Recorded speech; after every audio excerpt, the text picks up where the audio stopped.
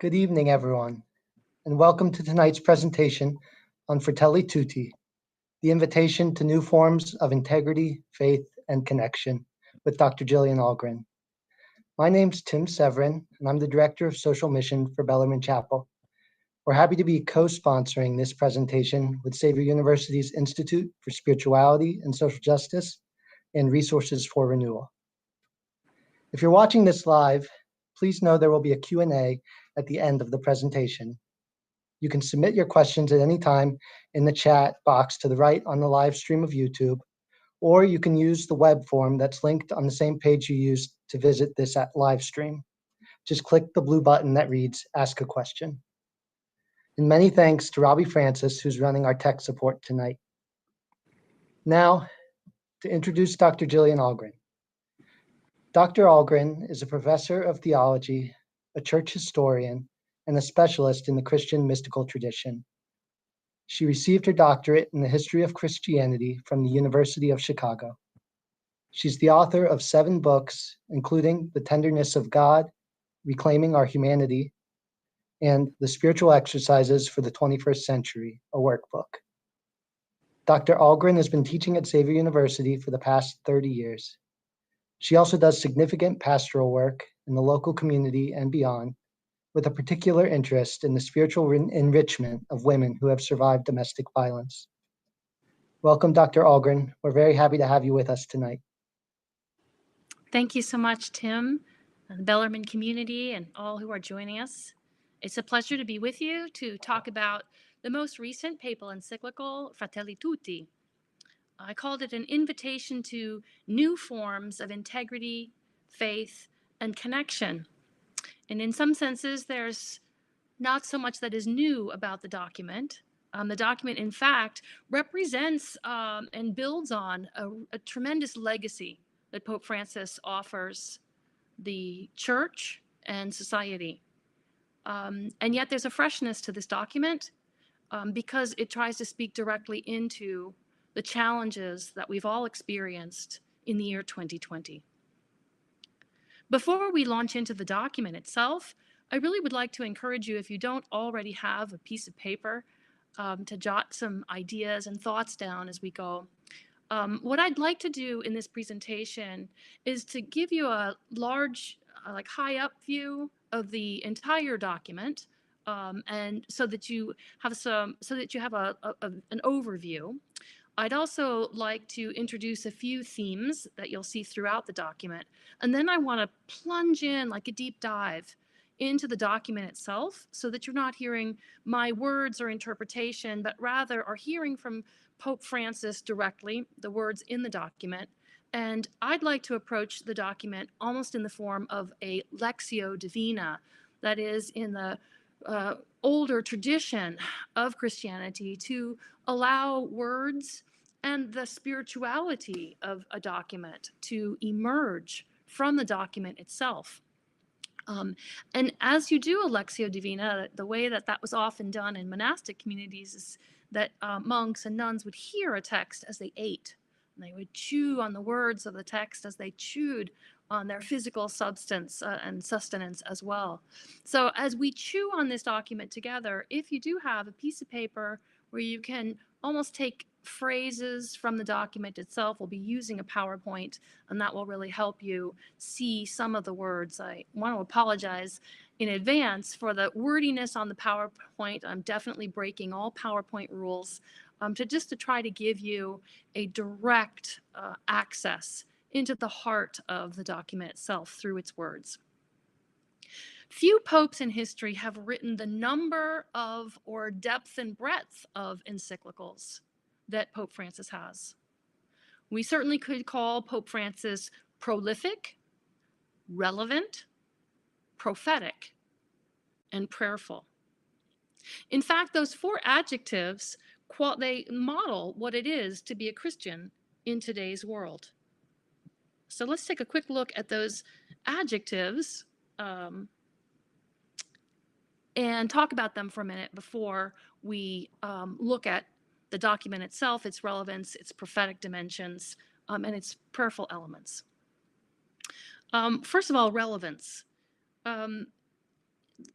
when we think about relevance, we ought to be thinking about specifically the social reality, the challenges of our times and of the real life experiences of real people. I think Pope Francis has shown himself to be a person who is deeply, deeply not only in touch with the reality of ordinary human beings, but who has resisted any kind of institutional instincts to back away from the culture of encounter that he invites us to share in as well. The prophetic dimensions of the document. By prophetic here, I mean the capacity of a person to speak to the challenges, not only to know the challenges of the times, but to speak into those challenges, to be relevant in part because a person offers a visionary way of seeing what matters in the world around us, rather than being kind of caught up in and distracted by the many, many things that are happening in society. A prophet has the ability to see what really matters and to make sure that our attention and our focus continues to return to what is essential, what is critical, what has the capacity to harm us, and therefore to galvanize us to resist anything that can truly undermine our humanity, and to hold our attention and captivate us toward a horizon, if you will, a space in which we move forward and we become something more than who we are in any given moment. Prolific, we certainly can speak of not only Pope Francis's prolific writings, but I would understand that word prolific to refer to the fruitfulness of a solid and grounded Christian life. That the Scripture says that we will be known by our fruits, and also that there is something of an expectation that people of faith will bear fruit and will be fruitful in the world around them. Finally, this document, like all of the documents really that have come from Pope Francis's heart and intellect and talent, they're very prayerful. I find this one as prayerful as Joy of the Gospel and many of the other Laudato Si, the ones that have preceded it. They speak from a space of integration. They speak from a contemplative space. They speak from a space of deep inner clarity. And so all four of those dimensions, I put them in this little circle here to suggest for us what integrity, what integration in the Christian life looks like for us today, but also what Pope Francis models. So what is the theme of the document? Let's move to the next slide. It's really a question. It's a challenge and a question, and as I put it, an invitation. Can we rekindle a universal aspiration to collaborate? Can we rekindle a universal aspiration to collaborate? When you think through all that we have been through, what we've been through socially, nationally, and globally through this pandemic year, and through all of the inner visions and insights that it has given us into our reality, not all of them complementary, not all of them spaces of hope, but also some very deep broken spaces. And as we look at how we've responded and reacted, sometimes we've seen the opposite of the tendency to think universally, to think toward a common good, and to think collaboratively. And so in very many ways, that human instinct to collaborate is something that needs deeply to be rekindled in us. This document goes a long way to remind us of what the common good is, and of how we might begin to imagine together that common good, because obviously common good, no single person can tell us what the common good looks like. It's something that we're going to have to imagine together. So the document really does give us a path forward, a method, if you will, to rekindle that universal aspiration to collaborate. And if you had to do a little miniature formula, it'd be reflection and dialogue rooted in a common commitment. 3 small points to make here that we're not going to be able to move forward without reflection. There's a tremendous amount of gut reaction that often happens in our world today, stimulated at times by the constancy of news feeds and this announcement and that announcement, and we have been moved into almost a constant reactivity that takes us from the instinct to reflect, to step back, to allow ourselves a breath, a pause, and a moment to begin to pull together the various things that we know sometimes deep inside us, but that we forget in the moment and in the reaction and in that gut space. Also, what any individual person knows is not going to be enough to provide the insight that we need to move forward. And so in addition to reflection, we're going to need dialogue. We're going to need to hear the perspectives of others. And in addition to their perspectives, we're going to need to hear their experiences, because their experiences oftentimes are quite different from our own. That we can only have true access to that by congenial and collegial and committed dialogue, which includes, of course, a deep listening, not just a speaking. And finally, a common commitment that there will be no path forward without commitment. Involves the will, without actually moving our human will into a space of collaboration. There's a beautiful vision or visionary statement, maybe even like the vision of the document, the mission statement, if you will, of this actual document, contained in paragraph 8 right here on this slide. How important it is, Pope Francis writes, to dream together. By ourselves, we risk seeing mirages, things that are not there. Dreams, on the other hand, are built together.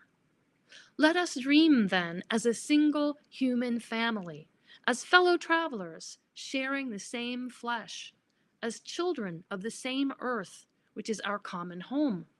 Each of us bring the richness of his or her beliefs and convictions, each of us with his or her own voice, brothers and sisters all. So this kind of collaboration that the document is urging us toward will require 3 things of us. Let's look at the next slide, where I've tried to put them into a very simple diagram: integrity, faith, and connection. Let's go to the next slide, which kind of outlines integrity, some bullet points, if you will. By integrity, I mean an integration of at least 4 dimensions of our being.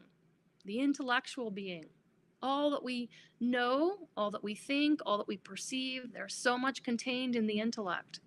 Our moral capacity, our spiritual capacity, and our affective capacity. Ultimately, by that, I mean our capacity to love. But I also mean the range of insight that our emotions can also reveal and help us have access to. We also need accountability in each of the above 4 spheres. That we need to hold ourselves accountable to the deepest part, our deepest forms of our intellect, the deepest forms of our heart space, if you will, of our moral capacity, of our spiritualities, and not be satisfied with little teeny pieces or with a statement or a contribution to the community that doesn't integrate the intellectual, moral, spiritual, and affective. And this integrity is and must be individual, as well as communal, social, and global.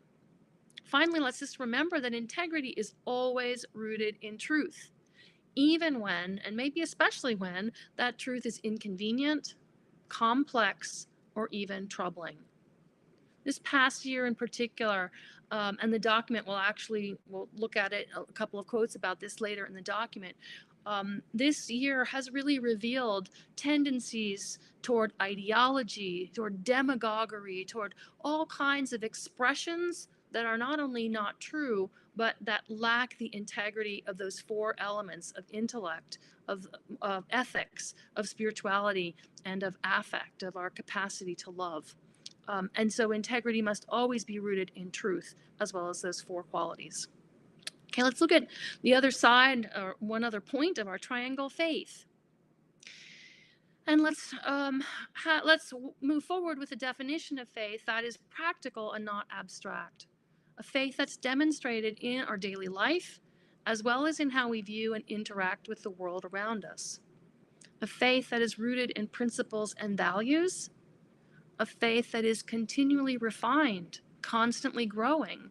What we had faith in, or how we understood our faith in one particular era or at a particular age, will certainly not be enough as we move forward beyond the year 2020. We will need to continually refine and integrate and fashion this faith. It's also a faith that is not naive. It's a faith that is and must be grounded in history. The document is going to speak to that in just a moment.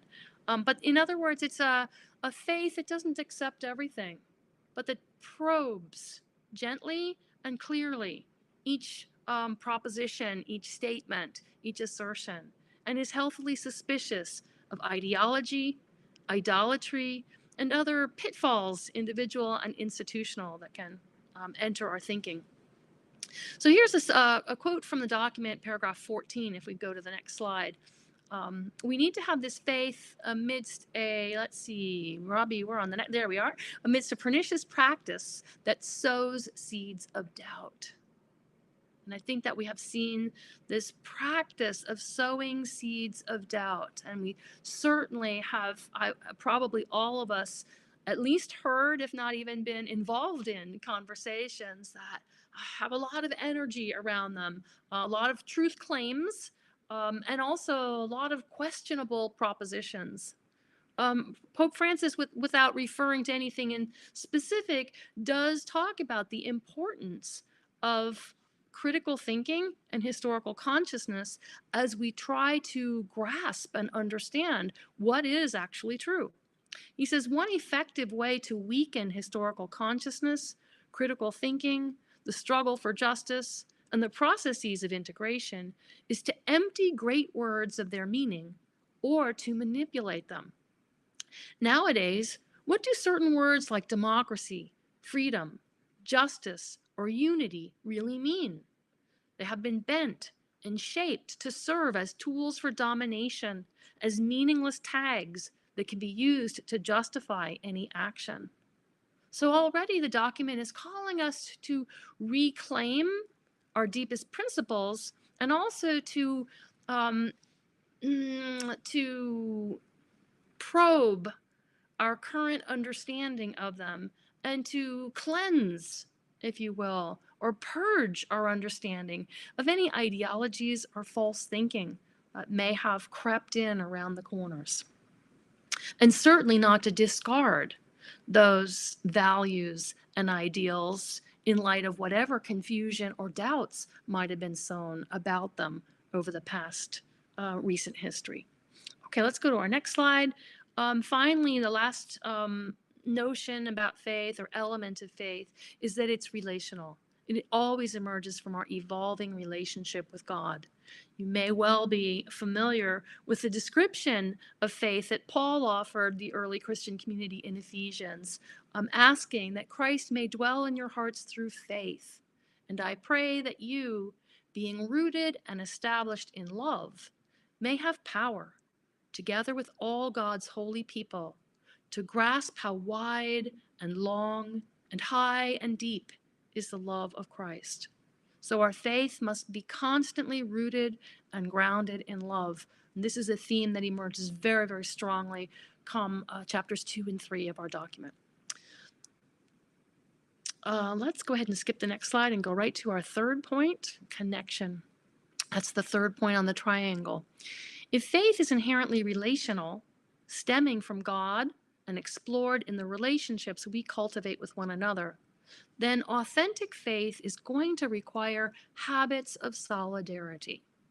So I think one of the major contributions that Pope Francis has made to the Christian church and to the world is to help us integrate our habits of solidarity with our faith, asking us to continually learn through our engagement with others in society, to espouse a thinking with and a feeling with, not a thinking in isolation and not a feeling in isolation, a genuine curiosity about what it's like to be you, which will entail and require conversation, dialogue, and listening, as well as accompaniment, in which we grow a little more able and a little braver to walk with others through what they experience in life, and in particular through their struggles, so that finally we can imagine together a better world. All of these are ways not only that we express our connection, but that we learn what true and genuine connection with one another is, which is really the point of Fratelli Tutti. Fratelli Tutti, of course, it's a phrase coming from the writings of St. Francis of Assisi, who understood and called all people around him sisters and brothers. One of the ways that we can understand this connection and connectedness is through habits of solidarity. Let's look for a moment at those habits. And I went back 20 years to the words of the former Superior General of the Jesuits, Peter Hans Kolvenbach, whose address at Santa Clara really gives a foundational understanding of what solidarity is. At Santa Clara in 2000, Kolvenbach said that solidarity is learned through contact rather than through concepts. When the heart is touched by direct experience, the mind may be challenged to change. Personal involvement with innocent suffering, with the injustice others suffer, is the catalyst for solidarity, which then gives rise to intellectual inquiry and moral reflection. So you can see a beautiful process and a kind of seamless integration of solidarity with the intellect, with the affect, my connection to you, my connectedness to you, and the moral reflection that I engage, in part because my knowing you exposes me to a greater reality beyond myself and to the challenges and struggles of the society in which we live. Again, Kolvenbach, let's just read that one together. We must let the gritty reality of this world into our lives so that we can learn to feel it, think about it critically, respond to its suffering, and engage it constructively. That is how we learn to perceive, think, judge, choose, and act for the rights of others, especially the disadvantaged and the oppressed. So we spoke earlier about the prophetic dimension of Christian life, and we can grow into that prophetic dimension precisely through solidarity and accompaniment. That it is, in a sense, that accompaniment that gives us the courage to speak and to act with and for others. What is accompaniment? Next slide. I went back to Pope Francis's Joy of the Gospel for some great definitions of accompaniment early on that he offered early on in his papacy. In paragraph 86 of Joy of the Gospel, he says that as Christians, we are called to be living sources of water from which others can drink. There's a kind of overflow, or there is intended to be an overflow of fruitfulness, of fruition of of our lives into the lives of others, so that the Spirit of God can literally inspire others and can renew the face of the earth. How do we live in that way? Well, with a very simple practice, as he goes on to explain in paragraph 171 of Joy of the Gospel. We need to practice the art of listening, which is more than simple hearing. Listening is an openness of heart, which makes possible that closeness without which genuine spiritual encounter cannot occur. Listening helps us to find the right gesture and word, which shows that we are more than simply bystanders. Only through such respectful and compassionate listening can we enter on the paths of true growth and awaken a yearning for the Christian idea, the desire to respond fully to God's love and to bring to fruition what God has sown in our lives. Okay, with all of that, let's move into the document itself, and we're going to have time to explore, I hope, chapters 1 and 2 of the document. It's got 5 chapters to it, and each one of them is extremely rich. I'd like to give you a little bit of a deep dive into both of those 2 first chapters so that you can hear the document's tone and be invited as well as challenged by its content, knowing that we will not be able to cover the vastness of the document itself. But if you had to summarize chapter 1, really what it's inviting us to do is to recover a passion, a shared passion, not just our individual passion, to create a community of belonging and solidarity that is worthy of our time, our energy, and our resources. And to do that despite the dark clouds that as he calls them, over a closed world. So next slide, the beginning of the document, paragraph 11, talks about, there are about 3 paragraphs on shattered dreams. And this is a very thoughtful reflection on Pope Francis's part, where he looks at, at post-World War II. And he said, after the Second World War, which really revealed some of humanity's horrendously destructive, other destructive, and even self-destructive instincts, there was a profound instinct that arose post-war into collaboration and integration, beginning, of course, with the formation of the United Nations and a whole series of declarations on human rights and affirmation of human dignity. And then through the 20th century and even into the early 21st century, visions of integration like the European Union, instincts in Latin America and other parts of the globe that have in recent years hit what he calls a certain regression. And he speaks of and gives instances of what he calls myopic, extremist, resentful, and aggressive nationalism. And says outright that various ideologies are creating new forms of selfishness and a loss of the social sense under the guise of defending national interests. So those of you who are familiar with the Jesuit language of an examen, where you kind of take a long, loving look at the condition of the world around you, this is effectively what chapter 1 of the document is doing for us and with us, is inviting us to do. As we continue through this document, I invite you to kind of think about things that we'll be reading from the document and whether or not they name things that you yourself have observed in the world around you. The shattered dreams, for example. And he says, once more, we are being reminded in this historical moment that, quote, each new generation must take up the struggles and attainments of past generations while setting its sights even higher. This is the path. Goodness, together with love, justice, and solidarity, are not achieved once and for all. They have to be realized each day. It is not possible to settle for what was achieved in the past and complacently enjoy it, as if we could somehow disregard the fact that many of our brothers and sisters still endure situations that cry out for our attention. So Pope Francis is truly inviting us to live into the now, a now that is a painful now, a now in which we are in many ways trying to pick up a lot of different pieces. I've also got a couple of quotes on the next slide about what he describes as the decline of collaborative conversation. And both of these quotes are from paragraph 15. They're Pope Francis's own words. The best way, he says, to dominate and gain control over people is to spread despair and discouragement, even under the guise of defending certain values.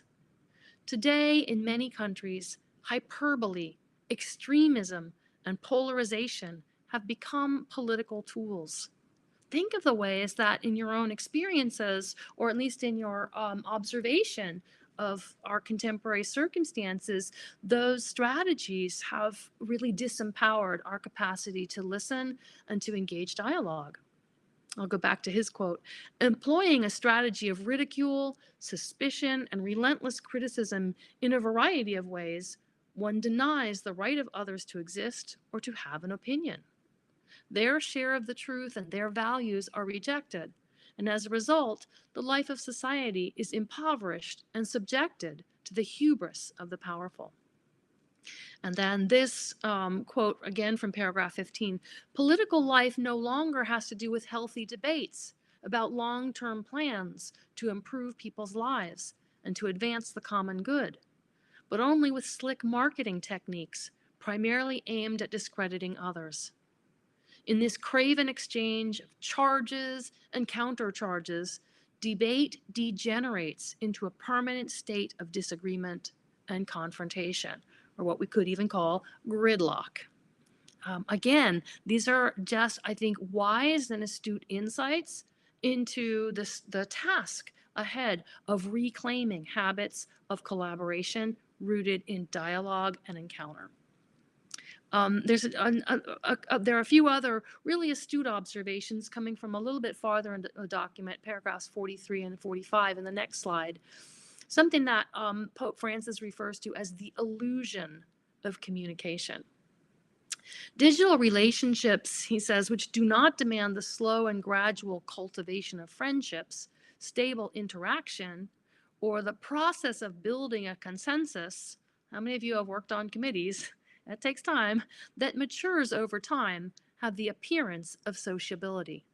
Yet they do not really build community. Instead, they tend to disguise and expand the very individualism that finds expression in xenophobia and in contempt for the vulnerable. Digital connectivity is not enough to build bridges. It is not capable of uniting humanity. Digital forms of communication, especially through social media, can also, he says, encourage remarkable hostility, insults, abuse, defamation, and verbal violence destructive of others. And this with a lack of restraint that could not exist in physical contact without tearing us all apart.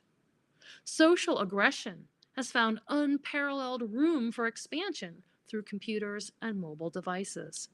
It has given free rein to ideologies and false information, fomenting prejudice and hate. So a critical question is going to be, are we willing to stop those patterns and replace those patterns with forms of dialogue and encounter? Another thing that he points to in this examine, or this kind of long, loving look at our current context, is a lack of belonging. Next slide. In today's world, he says, the sense of belonging to a single human family is fading, and the dream of working together for justice and peace seems an outdated utopia. What reigns instead is a cool, comfortable, and globalized indifference, born of deep disillusionment, concealed behind a deceptive illusion, thinking that we are all powerful, while failing to realize that we are all in the same boat. This illusion, unmindful of the great fraternal values, leads to a sort of cynicism. For that is the temptation we face if we go down the road of disenchantment and disappointment. And then he continues. Next slide. Isolation and withdrawal into one's own interests are never the way to restore hope and bring about renewal. Rather, it is closeness. It is the culture of encounter. And in particular, in our COVID times, as our numbers rise yet again, we're going to be challenged to promulgate, to lean into this culture of encounter in all kinds of creative ways around whatever obstacles we face in being physically proximate to one another. Next slide. He questions at this point, as he looks out at the world, whether or not we continue to focus on and affirm the reality of equal dignity, and says, by closely observing our contemporary societies, we see numerous contradictions that lead us to wonder whether the equal dignity of all humans, of all human beings, solemnly proclaimed 70 years ago, is truly recognized, respected, protected, and promoted in every situation. In today's world, many forms of injustice persist, fed by reductive anthropological visions and by a profit-based economic model that does not hesitate to exploit, discard, and even kill human beings. What does this tell us about the equality of rights grounded in innate human dignity? Next slide. He also notes the problem of ongoing slavery. We should also recognize that even though the international community has adopted numerous agreements aimed at ending slavery in all its forms and launched various strategies to combat this phenomenon, millions of people today, children, women, and men of all ages, are deprived of freedom and forced to live in conditions akin to slavery. Today, as in the past, slavery is rooted in a notion of the human person that allows him or her to be treated as an object, whether by coercion or deception or by physical or psychological duress. Human beings created in the image and likeness of God continue to be deprived of their freedom, sold and reduced to being the property of others. He also, next slide, takes our perspective and our vision to the borders of the world, noting that many migrants have fled from war, persecution, and natural catastrophes. Pope Francis also observes how that very same migration is exploited. Often unscrupulous traffickers, frequently linked to drug cartels or arms cartels, exploit the weakness of migrants, who too often experience violence, trafficking, psychological and physical abuse, and untold sufferings on their journey. No one will ever openly deny that they are human beings. Yet in practice, by our decisions and the way we treat them, we can show that we consider them less worthy, less important, less human. For Christians, this way of thinking and acting is unacceptable, since it sets certain political preferences above deep convictions of our faith, the inalienable dignity of each human person, regardless of origin, race, or religion, and the supreme law of fraternal love. So here is the strong prophetic corrective to being long on theory and short on practice, to not espousing the kind of integration that we talked about and integrity that we talked about at the very outset of the document. And then he observes, next slide, that we lack a shared roadmap. In this world that races ahead yet lacks a shared roadmap, we increasingly sense that the gap between concern for one's personal well-being and the prosperity of the larger human family seems to be stretching to the point of complete division between individuals and human community. It is one thing to feel forced to live together, but something entirely different to value the richness and beauty of those seeds of common life that need to be sought out and cultivated. Are we in this together or are we not? And finally, as chapter 1 rolls along, he says that we hit the space of COVID with all of this fragmentation already in place, and then we were dealt this brutal and unforeseen blow. Amidst this storm, the facade of those stereotypes with which we camouflaged our egos, always worrying about appearances, has fallen away, revealing once more, I love this phrase, the ineluctable and blessed awareness that we are part of one another, that we are brothers and sisters of one another, tutti fratelli. Once this health crisis passes, our worst response would be to plunge even more deeply into feverish consumerism and new forms of egotistic self-preservation. God willing, after all this, we will think no longer in terms of them and those, but only us. If only we might rediscover once for all that we need one another, and that in this way our human family can experience a rebirth, with all its faces, all its hands, and all its voices beyond the walls that we have erected. So already he's asking us to live in that horizon space, that space of hopeful expectation. On the other side of this, how will we emerge? What will we look like? And how will we truly live into the reality that we are brothers and sisters of one another? He also asks us to seek wisdom in our time and says that wisdom is a process. It takes a lifetime and it takes collaboration. So he juxtaposes and contrasts the ways that sometimes we approach learning from what true wisdom looks like, and says in paragraph 49, as silence and careful listening disappear, replaced by a frenzy of texting, the basic structure of sage human communication is at risk. How many of you have thought this or wondered this yourselves? A new lifestyle is emerging where we create only what we want and exclude all that we cannot control or know instantly and superficially. This process, by its intrinsic logic, blocks the kind of serene reflection that could lead us to a shared wisdom. But together, he says, we can seek the truth in dialogue. To do so calls for perseverance. It entails moments of silence and suffering, yet it can patiently embrace the broader experience of individuals and peoples. The flood of information at our fingertips does not make for greater wisdom, he warns. Wisdom is not born of quick searches on the internet, nor is it a mass of unverified data. That is not the way to mature in the encounter with truth. Chapter 1 ends with an invitation to hope. Pope Francis writes in the next slide, despite these dark clouds, which may not be ignored, I would like in the following pages to take up and discuss many new paths of hope. For God continues to sow abundant seeds of goodness in our human family. The recent pandemic enabled us to recognize and appreciate once more all those around us who, in the midst of fear, responded by putting their lives on the line. We began to realize that our lives are interwoven with and sustained by ordinary people, valiantly shaping the decisive events of our shared history.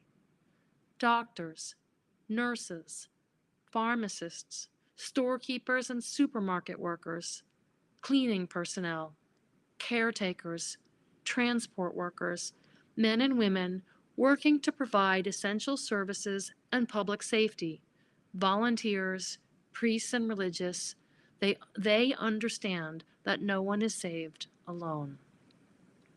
So finally, next slide, Pope Francis invites everyone to renewed hope. For hope speaks to us of something deeply rooted in every human heart, independently of our circumstances and historical conditioning. Hope speaks to us of a thirst, an aspiration, a longing for a life of fulfillment, a desire to achieve great things, things that fill our heart and lift our spirit to lofty realities like truth, goodness, and beauty, justice, and love.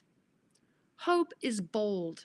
It can look beyond personal convenience, the petty securities and compensations which limit our horizon, and it can open us up to grand ideals that make life more beautiful and worthwhile. Let us continue to advance along the paths of hope.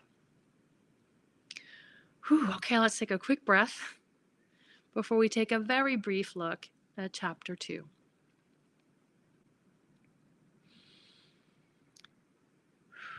Okay, chapter 2, next slide. Chapter 2 is an extended and beautiful and multivalent reflection on the Good Samaritan, the stranger on the road.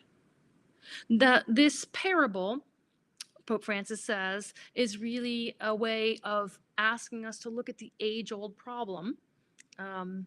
Cain's first words back to God when God says, "Where is your brother, Cain?" And Cain says, "Well, am I my brother's keeper?" Pope Francis suggests that God leaves no room for an appeal to determinism or fatalism as a justification for our own indifference to one another. and to cultivating rich relationship with one another. Instead, God encourages us to create a different culture in which we resolve our conflicts and care for one another. And so there's a brief review of various scriptural texts, each one of which is worth just sitting with as a mantra. They're not really proof texts, and Pope Francis doesn't use them as proof texts.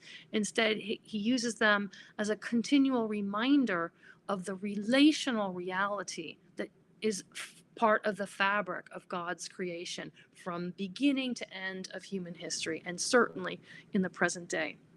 Next slide.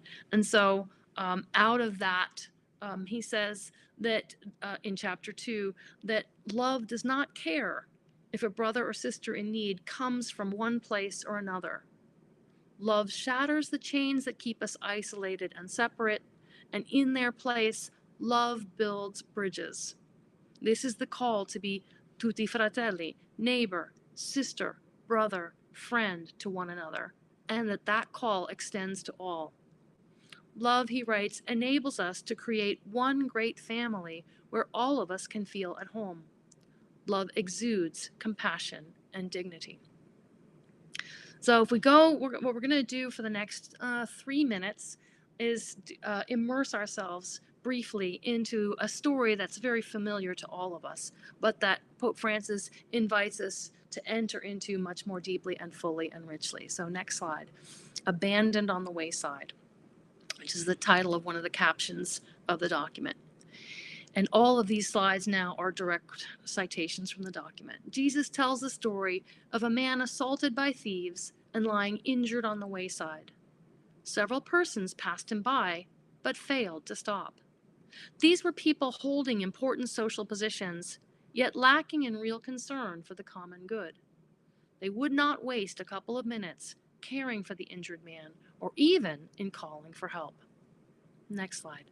Only one person stopped, approached the man, and cared for him personally, even spending his own money to provide for his needs. He also gave him something that in our frenetic world we cling to tightly.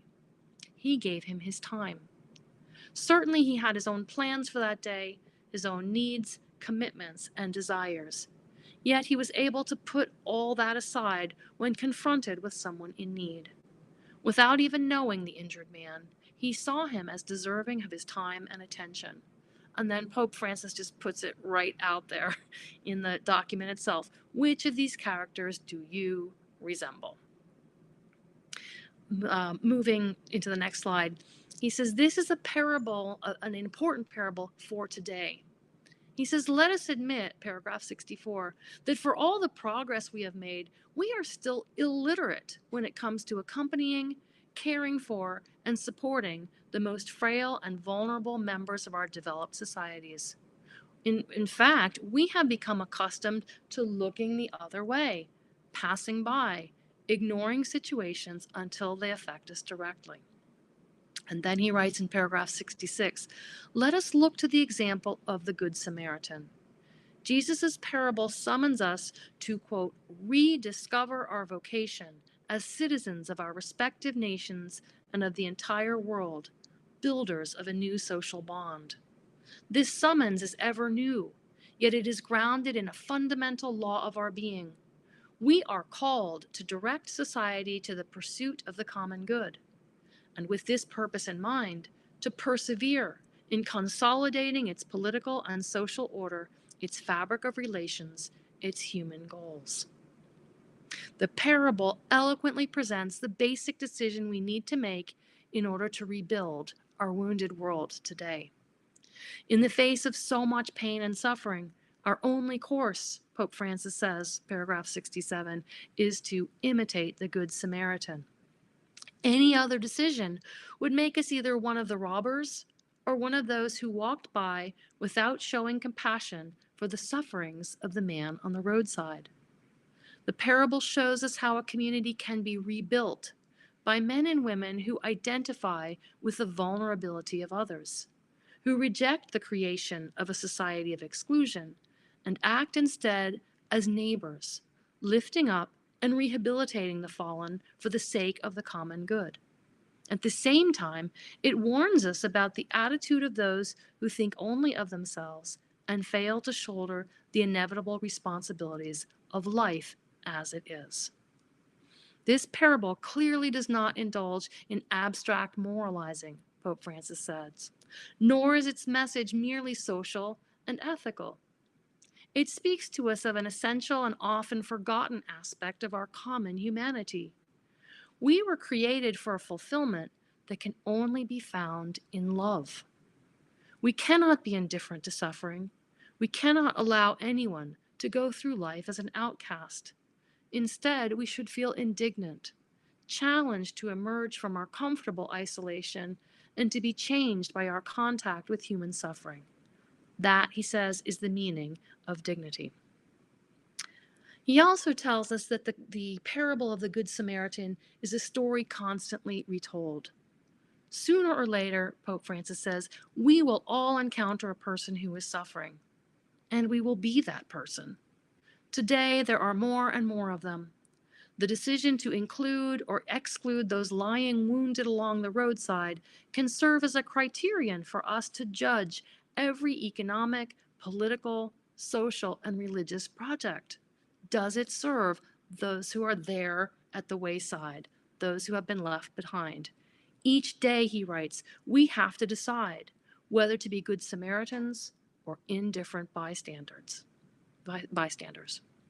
And if we extend our gaze to the history of our own lives and to that of the entire world, all of us are or have been like each of the characters in the parable. All of us have in ourselves something of the wounded person, something of the robber, something of the passersby, and something of the Good Samaritan. And so it's going to boil down to our choice making, to who we desire and aspire to be. This leads us in paragraph 70, or leads Pope Francis to say, we are living in the moment of truth. It is remarkable, he writes, how the various characters in the story change once confronted by the painful sight of the poor man on the roadside. The distinctions between Judean and Samaritan, priest and merchant, fade into insignificance. Now there are only two kinds of people, those who care for someone who is hurting and those who pass by, those who bend down to help and those who look the other way and hurry off. Here, all our distinctions, labels, and masks fall away.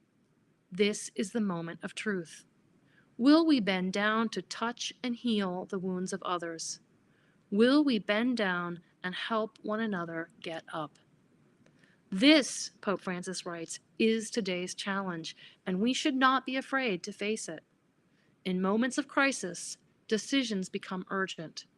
It could be said that here and now, anyone who is neither a robber nor a passerby is either injured himself or bearing an injured person on his shoulders.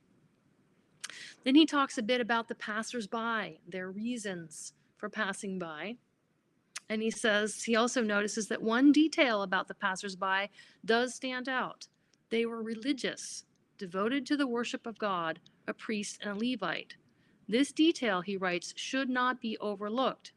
It shows that belief in God and the worship of God are not enough to ensure that we are actually living in a way pleasing to God. So this goes back to that integrity that we spoke about at the very beginning of this reflection, and the importance of the intellectual, the moral, the affective, and the spiritual, and integrating all of them all the time into what we call faith and into what we call community. Pope Francis refers to St. John Chrysostom, who expressed this pointedly when he challenged his Christian hearers. Do you wish to honor the body of the Savior? Do not despise it when it is naked. Do not honor it in church with silk vestments, while outside it is naked and numb with cold. In paragraph 77, he says, each day provides us with a new opportunity. It's like a hope, it's like a horizon each day. He says, let us take an active part in renewing and supporting our troubled societies. Today, we have a great opportunity to express our innate sense of fraternity, to be good Samaritans who bear the pain of other people's troubles, rather than fomenting greater hatred and resentment. Like the chance traveler in the parable, we need only have a pure and simple desire to be a people, a community, constant and tireless in the effort to include, integrate, and lift up the fallen. We may often find ourselves succumbing to the mentality of the violent, the blindly ambitious, those who spread mistrust and lies. Others may continue to view politics or the economy as an arena for their own power plays. For our part, he says, let us foster what is good and place ourselves at its service.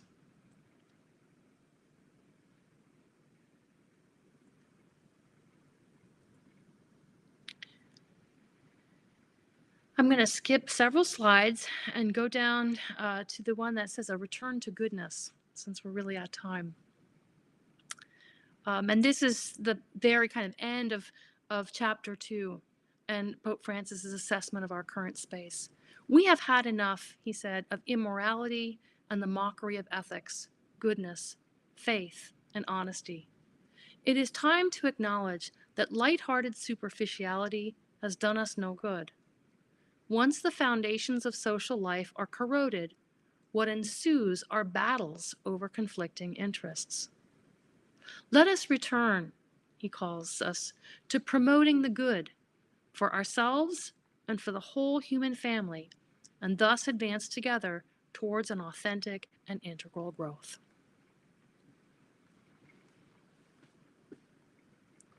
So with that, if there have been any phrases or if the words of Pope Francis have stimulated any thoughts or questions, please feel free to share.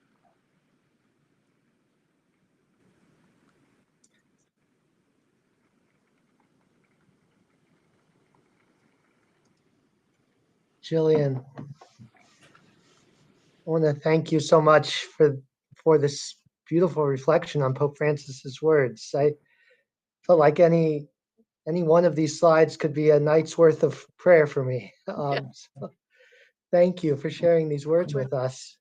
Now would be the time for those who are with us live to submit their questions through the form or the chat in YouTube. I had one, though, to get us started. It's from just listening to this reflection. And as you're going through chapter 1, I can say, yeah, Francis, I'm with you. We should stand against xenophobia. We should stand against exclusion. We should, right? But when you get to chapter 2, and it asks that direct question: how am I involved? How am I complicit? How am I responding? And it's really a challenge for me to realize that I am like we belong to one another, like you're saying, right? So the question that's going for me is how do you bring that to prayer, or how do you foster that good Samaritanness within you, so that you're not, we're not just vacillating between this continuum, right? But we're tending towards God, tending towards the good. Thank you. What a great question. I have two kind of initial responses to it. The scriptural reference that came almost immediately to mind is the wise young women, or so-called wise virgins, who kind of stand in wait, or they keep themselves prepared for the return. And that return really, Pope Francis is talking through the parable of the Good Samaritan about the moment. How do we hold ourselves ready for the encounter with Christ in the other at all times and in all spaces? In other words, there's a kind of inner disposition that might allow us to see beyond the appearances of each and every encounter toward the possibility that is in that encounter.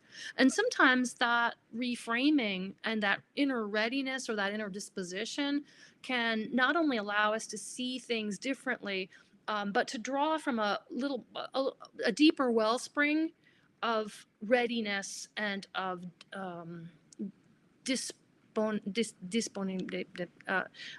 a disposition to be helpful a disposition to set aside whatever it was that seemed so urgent to me because I'm willing to also attend to and look at with or examine with the other the urgency of the other's need.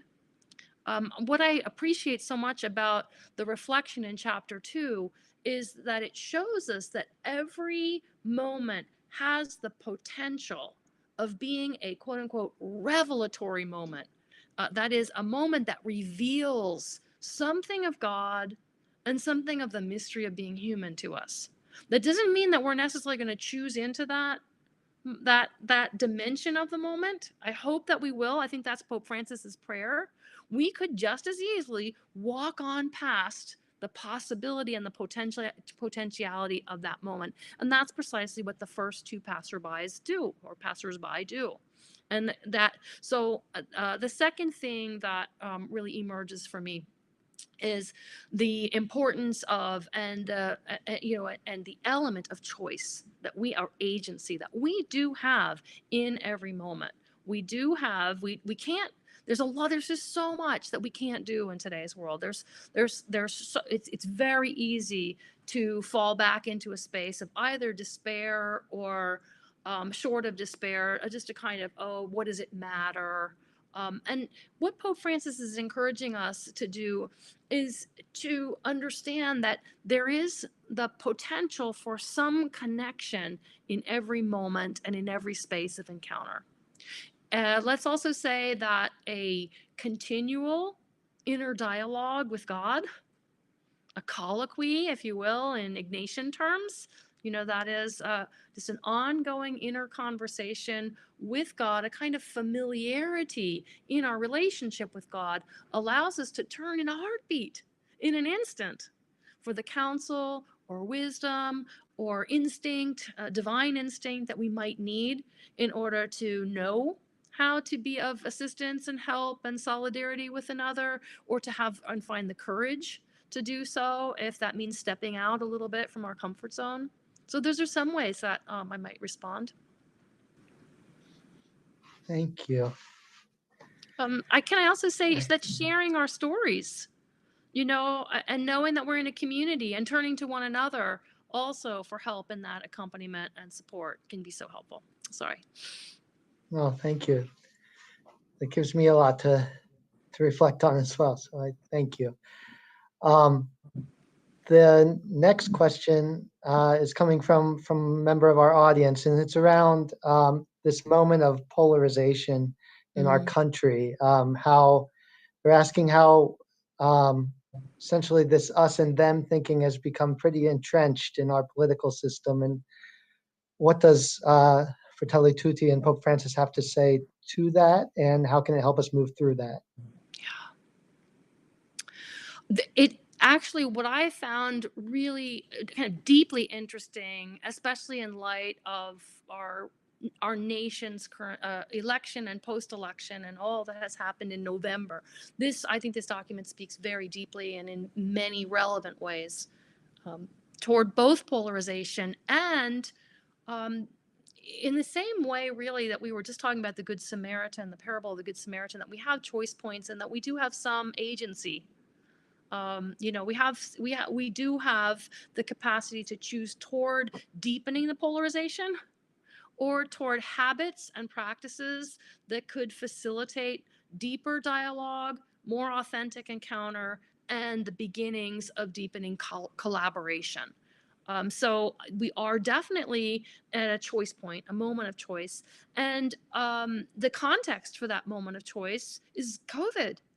Is the recognition and the awareness that, oh my gosh, why do we make one another the enemy when really, if it's not an enemy, the adversary or the challenge, if you will, is to ensure that we're all safe, that we all have, the basics, that we're as safe as we can be, and that has anyone not seen the super long and getting longer lines at soup kitchens and at and in food banks, and a kind of real desperation that is taking form and shape which we need to respond to with deepening solidarity, and a realization that, wow, we are suffering.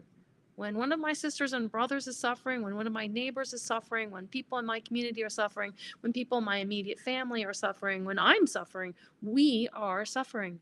There's some beautiful, also some moments of reminding, really, or reminders in the text, that we are one flesh, and that, sometimes when our humanity takes that enfleshed form of hunger, of suffering, of pain, of confusion, of doubt, those deeply human elements, that those can and should be a space for us to deepen in solidarity and not in polarization. So I would go back to some of those habits of solidarity that I tried to bullet point at the very beginning of the PowerPoint, but then there are some beautiful reflections on what accompaniment, genuine accompaniment, really understanding what it's like to be you. What are you going through, and how can I be there for and with you? Thank you. There's another question here. This one is in some ways responding to what you just said about COVID, politics, everything, and how easy it is to just feel overwhelmed. The question then is, how can we discern what is ours to do so that we don't feel overwhelmed and pulled in all directions?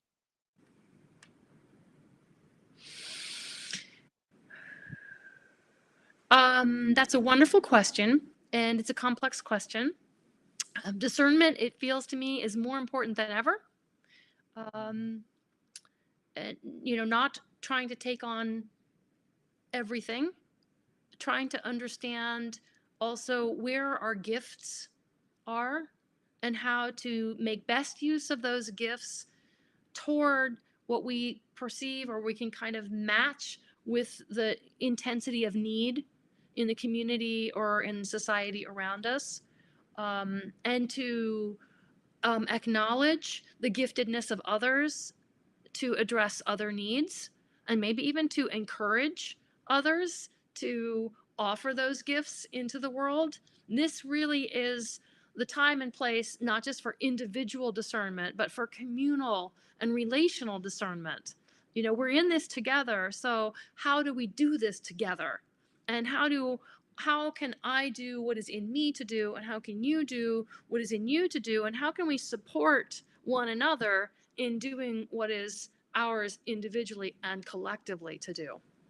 But these are wonderful conversations to have, and I would suggest they're both more fruitful and certainly more hopeful, but also more joyful than some of the really divisive and accusatory and awful conversations that you can also hear. So there's the upside to being part of something that is intrinsically rewarding. That is the search for the common good and the decision to at least aspire to good, even when we don't always know how to be the best person that we might be able to be. Thank you. So this next question, I'm going to combine a few of them here into one for you. There's a few different questions here around the institutional church, and specifically how it has or has not addressed some historic injustices, racism, the role of women. Both those came up specifically. And then how does this document, how does Pope Francis encourage us in addressing those? How does it move us forward? These are important questions, and the document does at certain moments address racism and sexism without going into the kind of detail that some people might like, assuredly.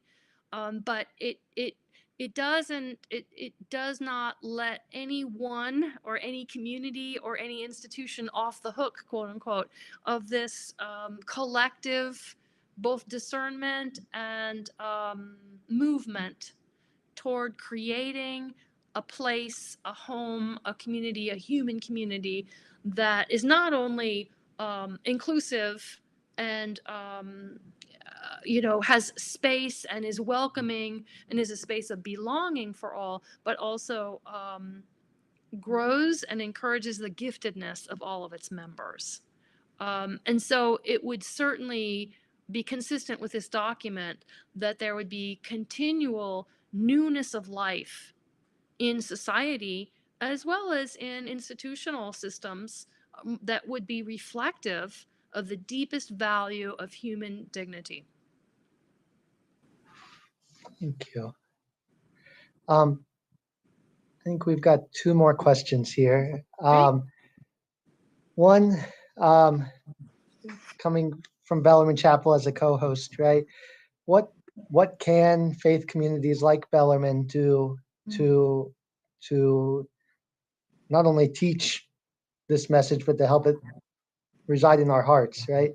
To engage our whole person. How can we bring this to our parishioners? Yeah. Well, of course, in my heart of hearts for this evening, I would have loved to have been in a large room with round tables and people sitting around the round tables, and it certainly wouldn't have been all the Ahlgren voice. It would have been punctuated deeply. It probably would have been 3 hours, and we would have had many, many pause moments where small groups, 5 people, 6 people, were sitting with and exploring and underlining and holding up and probing and reflecting not just on the text. The text is meant to be a jumping off point, of course. So they would be bringing their own experiences, bringing their own moments where in their own enfleshed history, they have something that can enlighten the document, and vice versa. The document can help them read their own experience as individuals and as a community better and differently. So I would hope, and I know from my history with the parish, of course, that in small group, we could reflect on the document together, we could read it together, we could talk about it, we could creatively work with phrases and themes as we have in parish retreats at different moments. How do we become a more welcoming community? How do we engage integrity? And what does integrity look like? How do we challenge the assertions of people if we find that they're not laden with truth? And how do we do that both respectfully, but how do we, there's accountability is a big part of the document. How do we hold one another accountable to the integration of our minds, our hearts, our actions, and our continual spiritual growth as individuals and as a community?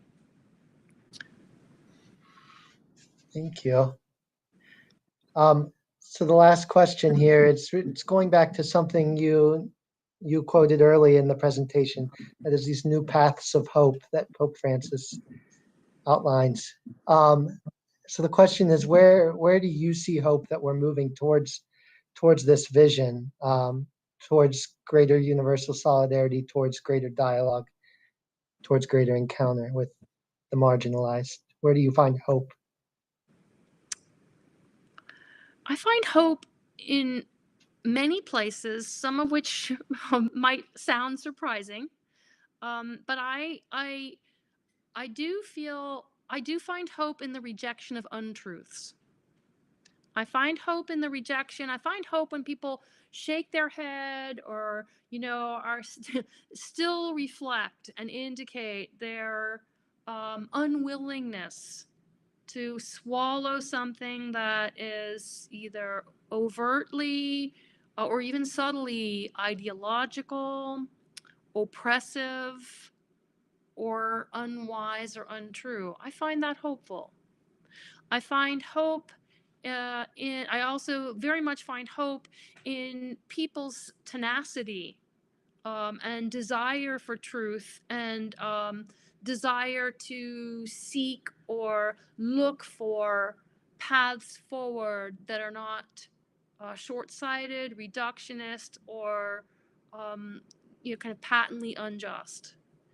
I find hope in the triumphs of each day, miniature triumphs, in the rejoicing in a beautiful sunrise, in the sharing of a poem, in the ways that the many, many ways that we can reach out to one another and simply remind others that we're here and that we care and that we're thinking of one another and that we're in this together.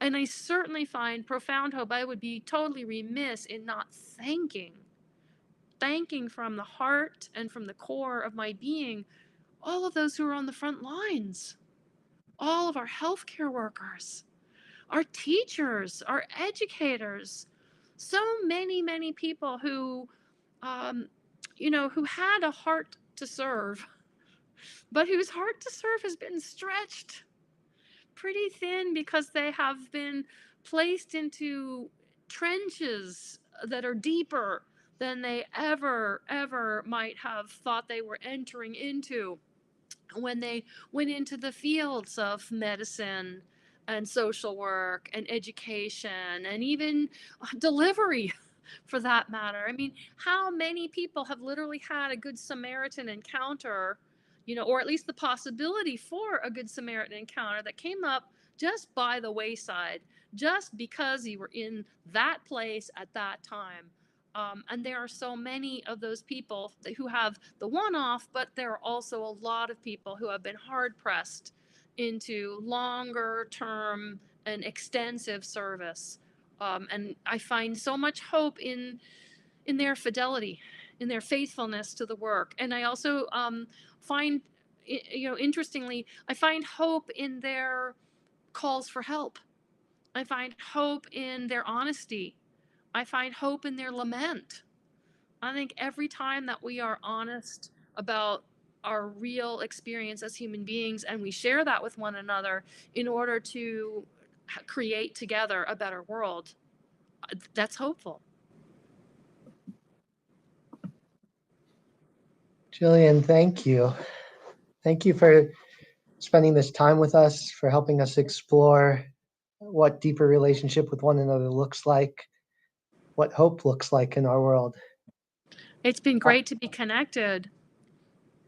Thank you for having me. For those who want to go deeper into Fratelli Tutti, Gillian will be leading a Zoom call dialogue as part of our theology series for the parish. That will be January 26th. So you could sign up on our Bellarmine website. And if you'd like to share this live stream with anyone, it has been recorded and will be available on our YouTube channel. So thank you all for being with us tonight. I hope you have a holy Advent season and stay safe. That's it. Warmest blessings for Advent and the continuing discovery of God in our midst. Amen. Amen. Thank you.